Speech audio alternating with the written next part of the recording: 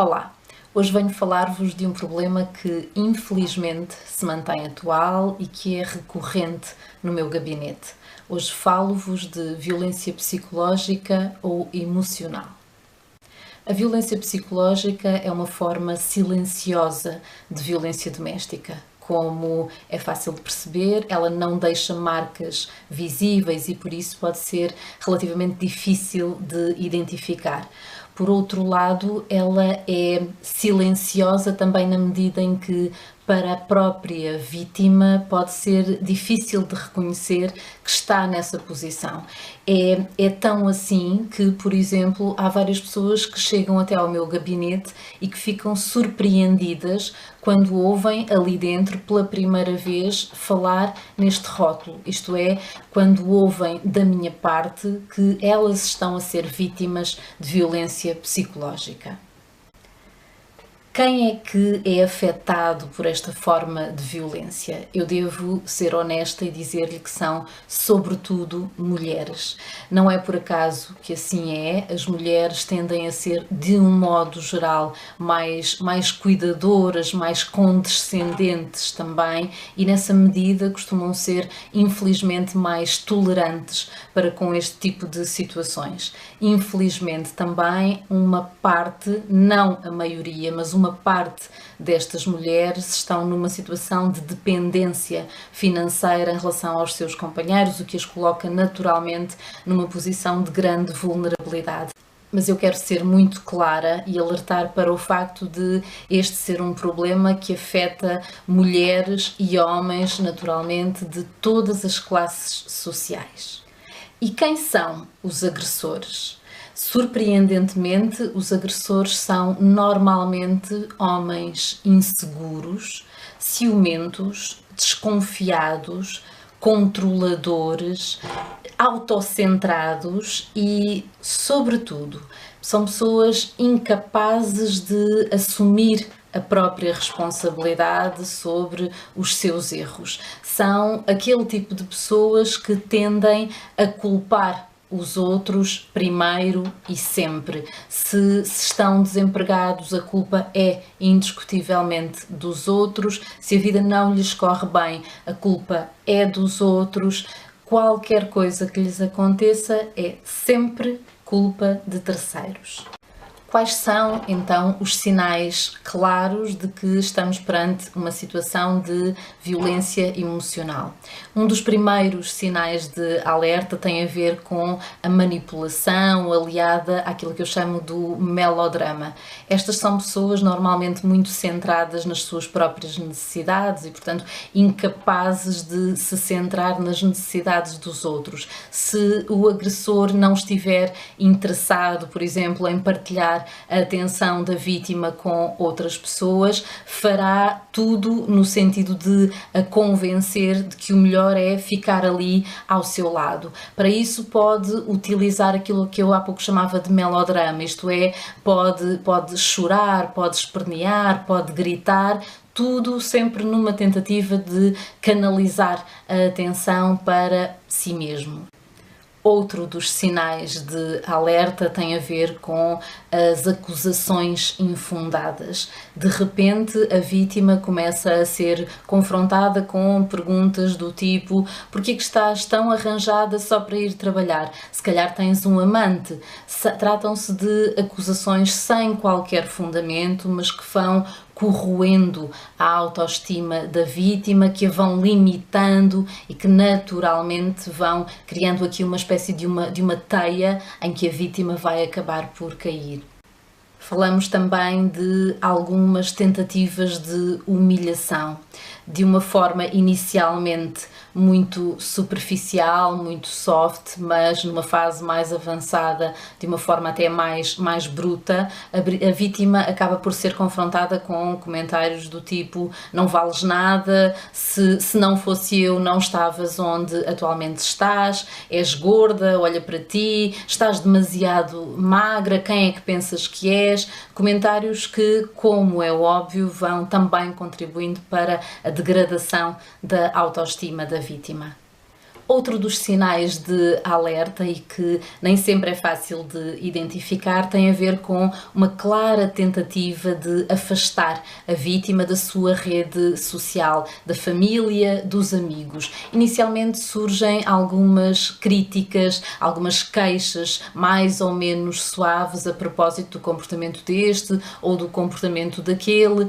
A páginas tantas, o agressor começa a mostrar desconforto, irritabilidade em relação, por exemplo, à companhia deste ou daquele, fazendo com que, em nome da relação, em nome deste suposto amor, a vítima acabe por escolher afastar-se dessas pessoas. Ora, aquilo que acontece é que este gradual afastamento coloca aquela pessoa naturalmente numa posição de alguma vulnerabilidade, na medida em que, por exemplo, deixa de ter alguém em quem confie e com quem possa partilhar algumas destas dificuldades. De resto, é importante dizer que um dos mandamentos, digamos assim, destes agressores é precisamente aquela ideia de que não se deve falar sobre a vida privada e, portanto, aquilo que é dito muitas vezes às companheiras é: não estejas a falar sobre os teus problemas, não estejas a falar sobre os nossos problemas com outras pessoas. E a vítima vai, infelizmente, acatando estas instruções, insisto, sempre em nome daquela relação que é a mais importante para si. Mas as agressões verbais, as humilhações, as críticas, os episódios de manipulação não surgem ininterruptamente. Há quase sempre aquilo que eu chamo de períodos de lua de mel que acabam por, pelo menos aos olhos da vítima, sustentar a relação. De um modo geral, quando o agressor estica a corda, surgem alguns pedidos de desculpa. Eu não fiz por mal, eu estava demasiado nervoso.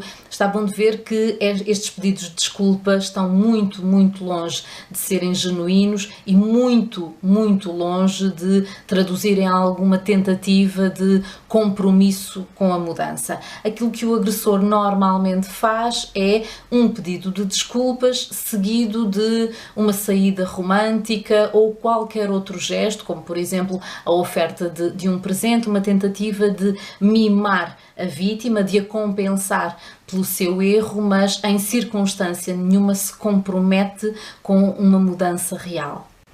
Como é que as vítimas reagem a todos estes sinais? Bom, em primeiro lugar, aquilo que mais frequentemente acontece é que a pessoa tenta explicar.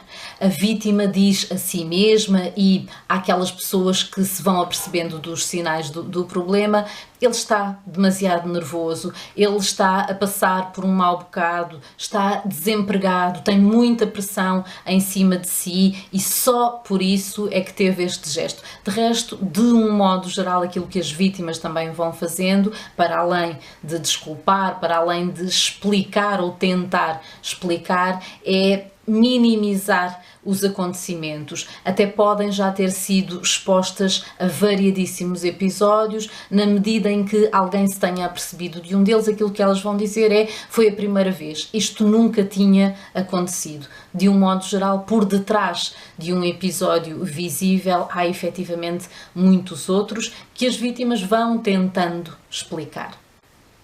Por outro lado, aquilo que as vítimas também fazem é tentar acalmar, isto é, se aos seus olhos o companheiro está, sobretudo, muito nervoso, aquilo que há a fazer é tentar acalmá-los. Infelizmente, estas tentativas saem normalmente frustradas e contribuem de algum modo para a escalada do problema. Porquê? Porque aquilo que o agressor vai conseguir é mais atenção sobre si mesmo, e aquilo que a vítima vai obter é sistematicamente a culpa, isto é, ela é a culpada, é tão culpada que não está a ser capaz de dar a atenção de que aquela pessoa precisa, e a vítima até poderia estar ali ao lado do agressor 24 horas por dia, porque isso não seria manifestamente suficiente aos olhos do agressor.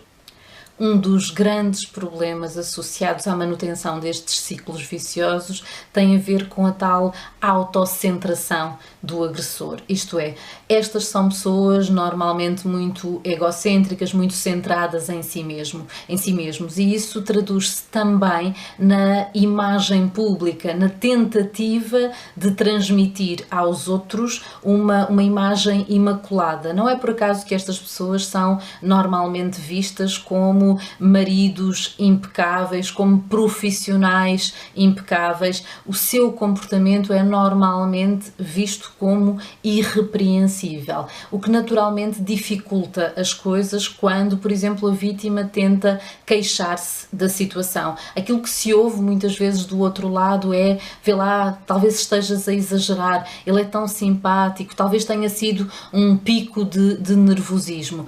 Esta tentativa de fazer alguma queixa sem que haja o respectivo acolhimento pode efetivamente agravar o ciclo vicioso.